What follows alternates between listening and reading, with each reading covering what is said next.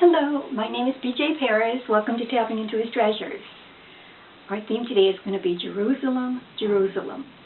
Let's see what happens because the grass is green and growing and the maintenance men are out on the lawnmowers on both sides of the house.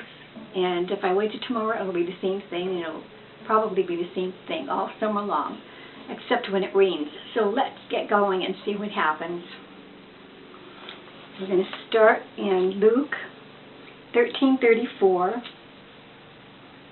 O Jerusalem, Jerusalem, you who continue to kill the prophets and to stone those who are sent to you.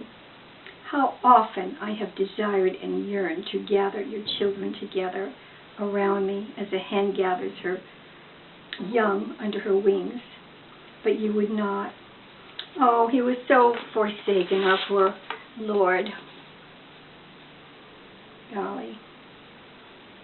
He loved the city of Jerusalem so much and his children who lived there. There was so much love and compassion behind those words. We know ourselves how we weep for our children, even our grown children sometimes. And he does weep over us today. And you know, he loves us so much, and we shouldn't just know that his love exists. We should seek that love on purpose. Over in Mark 4:33 and 34, let's see, Mark 4:33 and 34. I was reading these this morning, and they touched me. Again, from the heart of Jesus. With many such parables, Jesus spoke the word to them, as they were able to hear and to comprehend and understand. He did not tell them anything without a parable, but privately to his disciples, listen to this in parentheses, those who were peculiarly his own. He explained everything fully. Isn't it great to have that kind of a relationship with God, Jesus? When you are one of his peculiar, one of his own, he explains things to you fully. What a relationship. We should strive for a relationship like that. And I know there was one more here. Hold on. Another one in Mark 14:33 and 34.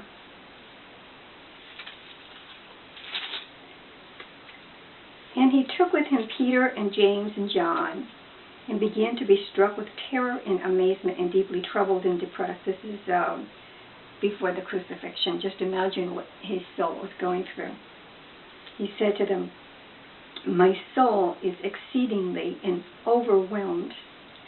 My soul is exceedingly sad, overwhelmed with grief, so that it almost kills me. Can you even begin to imagine that kind of love, that he went through that kind of love for us? That's how much he loved us. Very hard to comprehend. It almost killed him. And we can identify sometimes when we get on our knees and cry before the Lord for our own children. And back to the part about how we wished that he could take his children under his wing like a hen does with her chickens. Well, this story's been going around on the emails and the internet for a long time, and I just want to incorporate it in here. And it's about this forest fire. It's called The Hen and Her Chicks. The forest fire was blazing out of control, and then when it slowed down a little bit, the fighters were on the scene, and they were like making sure that all the hot spots were extinguished. And as they marched across the blackened landscape between the wisps of smoke, one of the firefighters' eyes caught something, and it was charred remains of a large bird that had burned nearly halfway through. And he was a little puzzled by it because he thought, since birds can so easily fly away from approaching flames, he wondered what must have been wrong. Was the bird or the hen injured? Why couldn't he fly away, save himself? And then he got a little close to the carcass, and he kicked it off the trail with his boot. And as soon as he did, he was startled by a flurry of activity around his feet.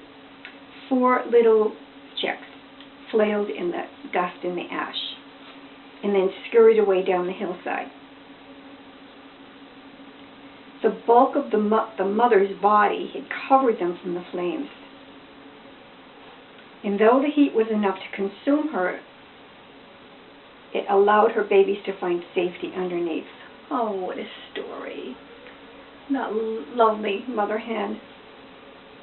In the face of the flames, she had stayed with her young. She was their only hope. She was willing to risk or give her life to protect them. Even when the pain reached its most unbearable moment, when she could easily have flown away to start another family, she made herself stay. She died, yet she saved her chicks. It was an ultimate sacrifice. This also illustrates an even greater story, the incomprehensible story of the Creator of heaven and earth, who rescued us in the very same way. And I think that guy's right in front of my window now, so I'm going to have to turn this off for a little while.